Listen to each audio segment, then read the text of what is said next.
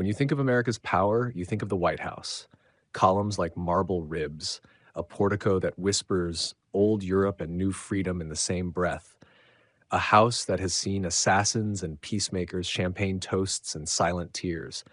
But tonight, forget the presidents, forget the politics, see the man who made the house itself, a carpenter's son from Ireland who laid the bricks of a young republic, one chisel stroke at a time. Tonight, on Faces of History, we meet James Hoban, the man who built the White House. I'm the Duke of New York.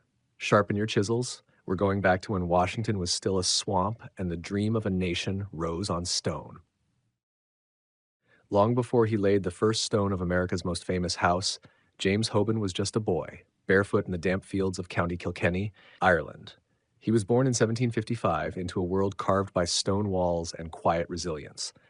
Ireland then was a land of landlords and tenants, rolling green hills divided by hedgerows, dotted with tiny cottages that belonged to families like the Hobans, but never really belonged to them at all.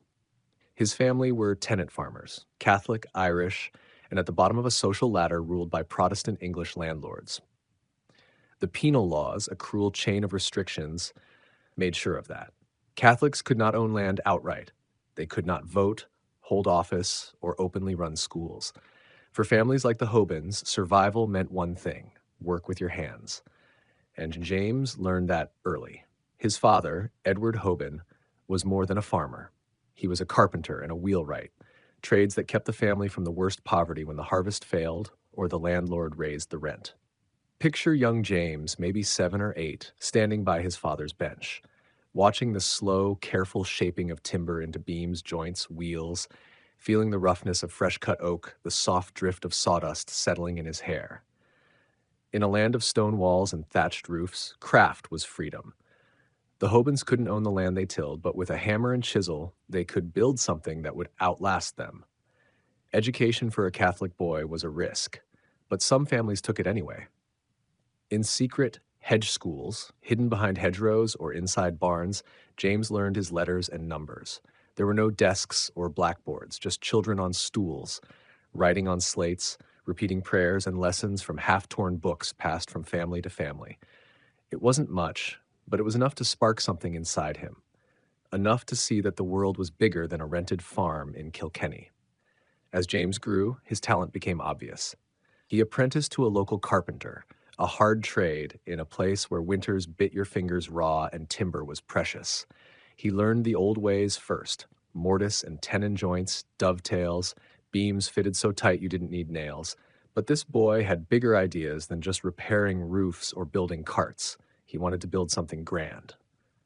In his late teens, James did something few Catholic boys in Ireland could dream of. He earned a place at the Dublin Society's drawing school, a beacon for the country's best young artisans. Picture the contrast: the boy from a thatched cottage now walking beneath the marble facades of Dublin's Georgian streets, wide avenues lined with townhouses so perfectly symmetrical they looked drawn with a ruler across the city's face, arched windows, carved stone doorways, stately fan lights catching the cold Irish sun. Inside the drawing school, Hoban studied the principles that would define his life's work: Palladian architecture, that calm, measured echo of ancient Rome and Greece, revived in the Enlightenment's hunger for order and reason. He copied old masters, measured grand houses brick by brick, sketched porticos and cornices until his hands cramped. He learned to think like a mason, a carpenter, an artist, all at once. He learned to see the world not as fields and hedges, but as lines, angles, and arches waiting to be raised from the ground. While James learned, Ireland shifted restlessly around him. Revolution was stirring across the sea, in America's colonies. In the pubs of Dublin and the countryside of Kilkenny, people spoke in low voices about freedom, rebellion, and the wild idea that ordinary men might break an empire's hold. Young Hoban listened. He saw a new world being born, and he knew, deep down, that the old one would never give him more than a rented acre and a leaky roof. So he turned his eyes west, across the Atlantic, where an entire continent needed builders, where freedom wasn't just a word whispered in secret schools, it was being written in bold ink by men who decided they would rather die than bow. James Hoban, son of a tenant farmer, took his chisels and his courage and boarded a ship for a world he had never seen. He was betting that a young republic, raw and untested, would need more than just soldiers and statesmen. It would need builders, men who could shape dreams into stone. A boy among stone, a mind shaped by old Europe, about to lay the foundation for something boldly, defiantly new. The ocean was James Hoban's first test of faith. Leaving Ireland for the New World was not an adventure for the faint-hearted. Ships were cramped, damp, and always on the edge of disaster. Storms, leaks, disease. But Hoban's generation was a generation of risk-takers. They knew that to stay was to stand still. To cross an ocean was to bet on tomorrow. When Hoban's ship pushed away from Dublin's grey harbour, he left behind the only world he knew, the hedgerows, the hidden schools, the Georgian mansions that first filled his head with arches and cornices. Ahead lay the land of Thomas Jefferson and George Washington, men who signed declarations with quills, but would need chisels and hammers to make those words real.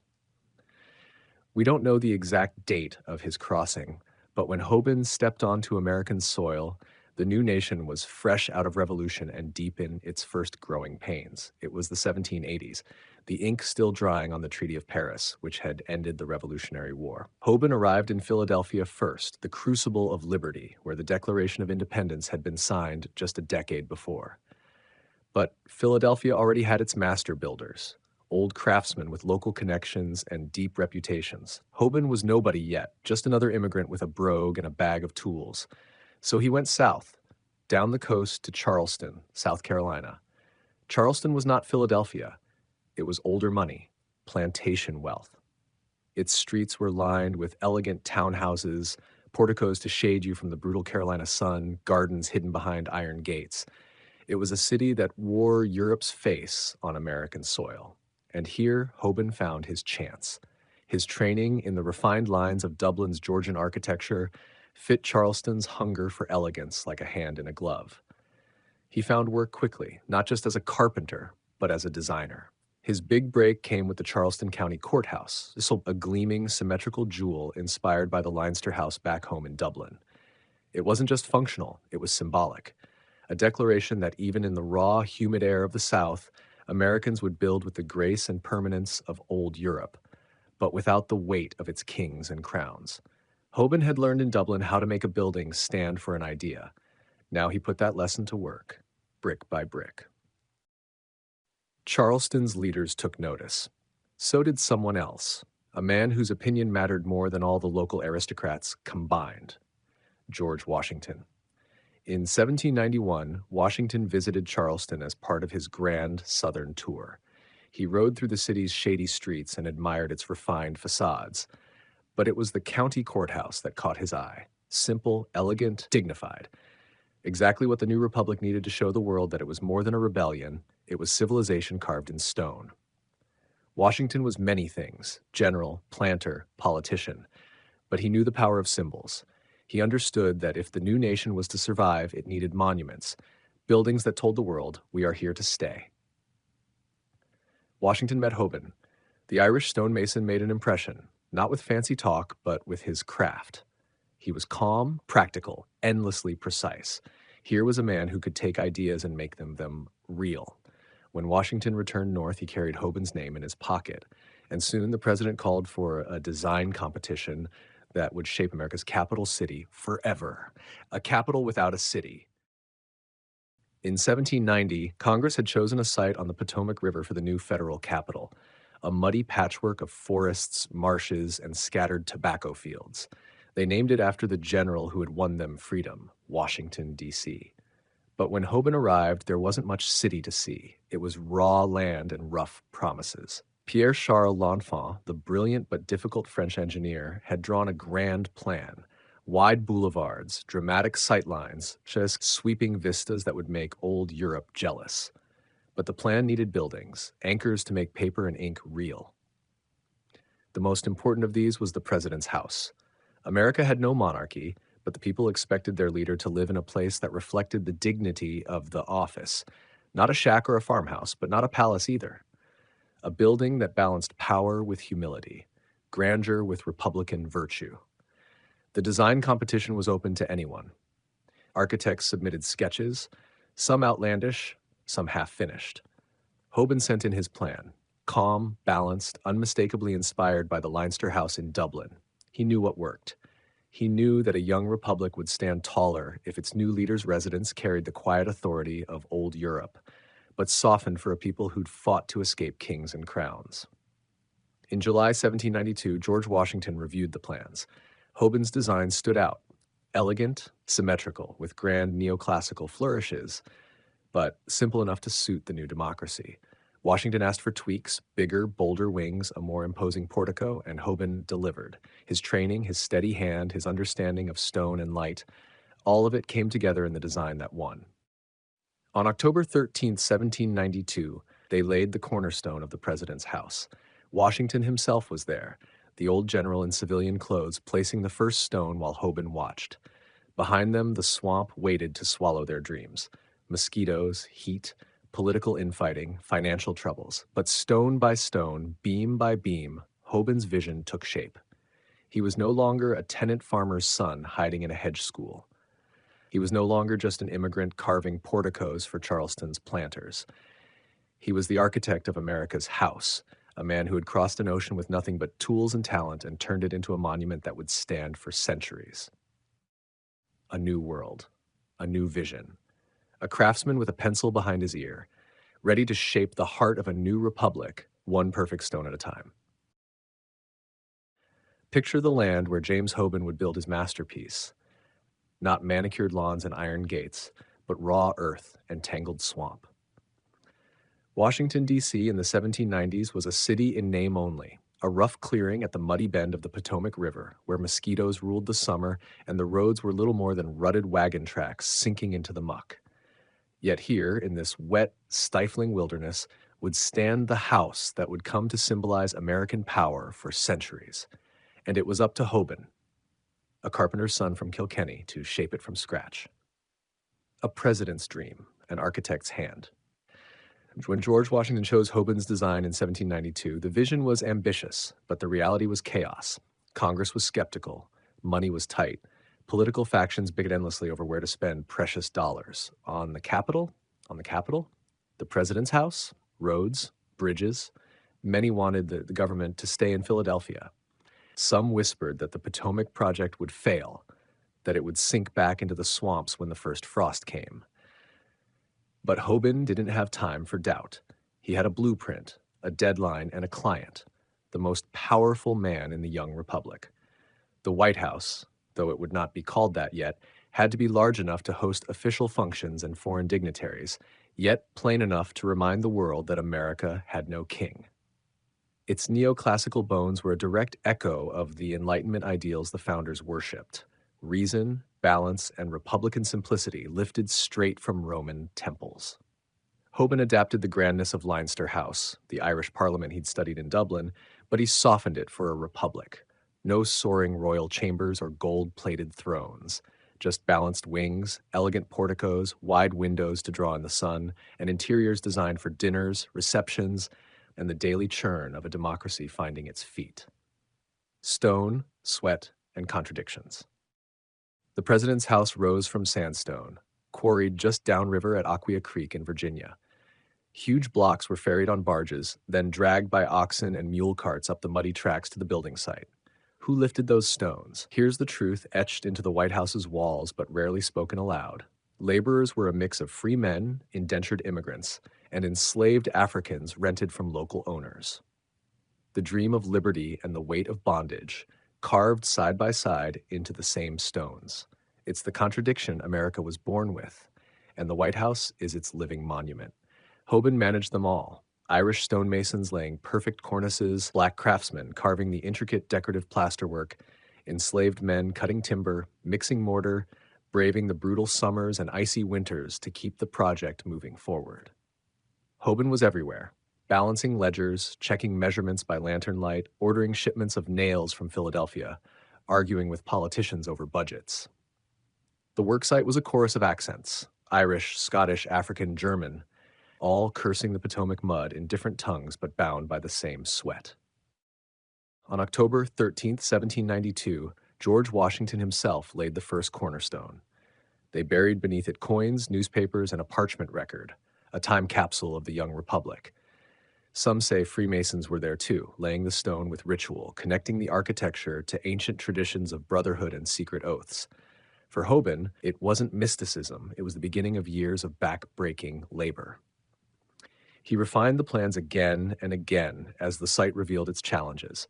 He expanded the wings, adjusted portico heights, and smoothed out the balance between European elegance and American modesty. He dealt with every disaster: shipments of stone that never arrived, workers who fell sick or vanished into the wilds, a river that flooded its banks every spring, politicians who threatened to pull the funding halfway through.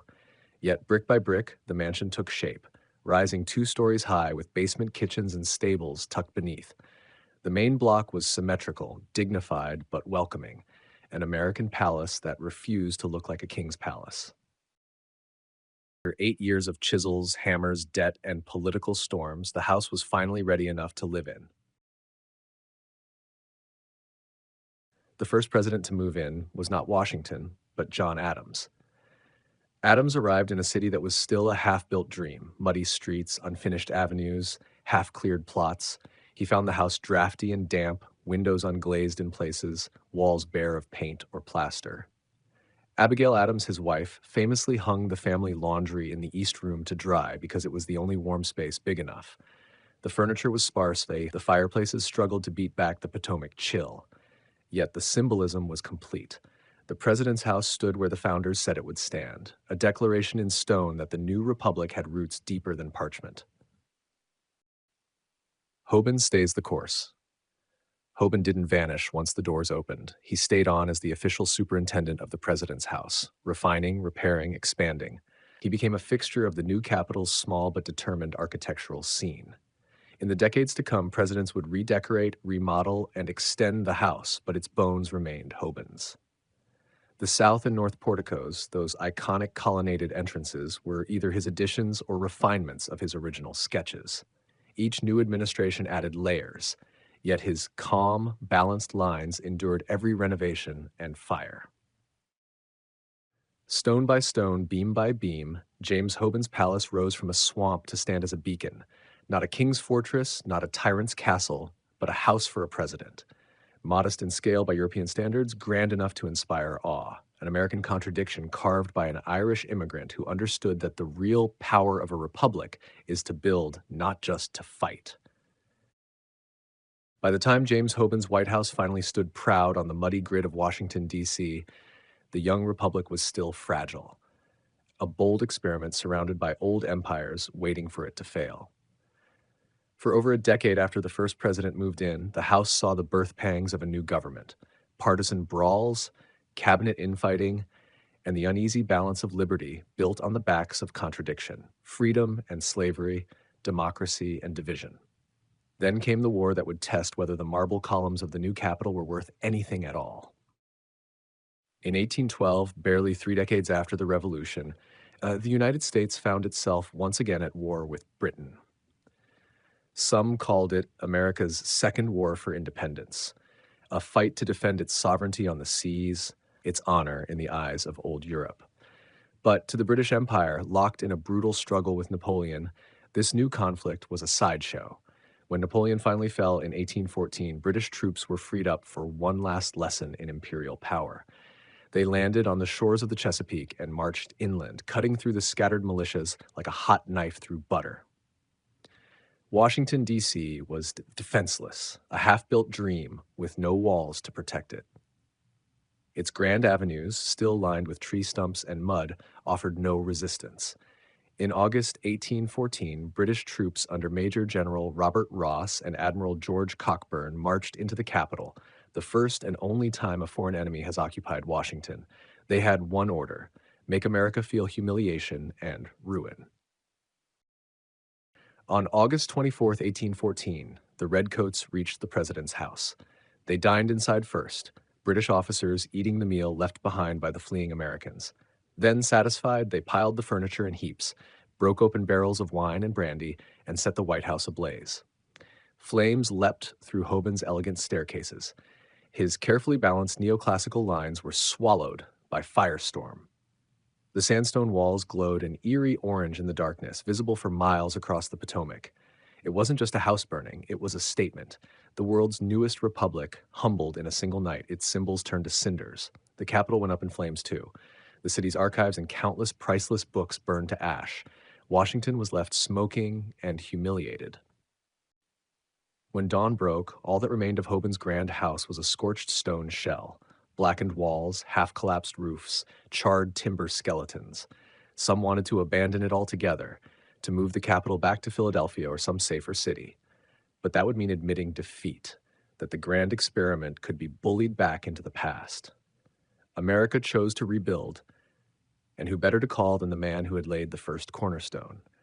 James Hoban returned to the ruin, standing where he had once watched Washington place that first stone with a mason's careful hand. Now it was Hoban's job to do what he'd done before, only harder. He inspected every wall. Some had cracked under the fire's heat, the sandstone scorched white and brittle. He salvaged what he could, tearing out unstable sections stone by stone. Some columns, miraculously, still stood tall, a ghost of his original vision defying British flames. Congress gave Hoban the order: restore the president's house, make it stronger, make it stand as proof that America would not vanish in the smoke. From 1815 to 1817, Hoban oversaw a rebirth. He called on many of the same stonemasons, carpenters, and laborers, free and enslaved alike, who had helped build it the first time. They quarried fresh sandstone from Aquia Creek, they hoisted beams into place, they carved new cornices and plaster moldings to match the old ones that fire had devoured. Hoban didn't just replicate, he refined. He strengthened the walls, improved the ventilation, added small architectural tweaks for better symmetry and balance. He made the White House not just a house, but a fortress of symbolism, a declaration in stone that this republic, however young, would not crumble at the first spark. He also built back the city around it, helping plan new streets and buildings as Washington rose again from the ashes. He even designed federal buildings, including helping with parts of the Capitol's repairs. When the restoration was complete, President James Monroe moved in. Stepping across a threshold Hoban had rebuilt twice over. He saw the same porticos, the same careful lines that had risen from a swamp decades before. Visitors who came after would never know that the grand north and south facades had once glowed red with flames, that this symbol of American resilience had nearly vanished in the smoke. But Hoban knew. Every marble column, every line of molding bore witness to the fire and to the quiet Irish craftsmen who refused to let that ruin be the end. The White House rose once as a dream, then again from ruin. And through it all stood James Hoban, the quiet architect, the patient builder, the man who knew that stone and mortar can fail, but vision, rebuilt, can stand forever. James Hoban died in 1831 at the age of 76. He was buried in Washington, D.C., the city he helped birth from sketches and sweat. His grave is simple, fitting for a man who spoke through stone rather than speeches. He never saw his name carved in marble or etched above a grand entrance. But look at the White House today, its columns, its porticos, its balanced grace. Every president, every visiting monarch, every camera flash on that lawn, that's James Hoban's silent signature. A craftsman who crossed an ocean and helped a nation declare itself not just in words, but in marble and mortar. If you learned something tonight, share this story. Subscribe, leave a review, and tell your friends that Faces of History doesn't just teach, it builds. I'm the Duke of New York. Stay curious, stay brave. And remember, behind every monument is a mortal man, hammer in hand, chiseling tomorrow out of stone.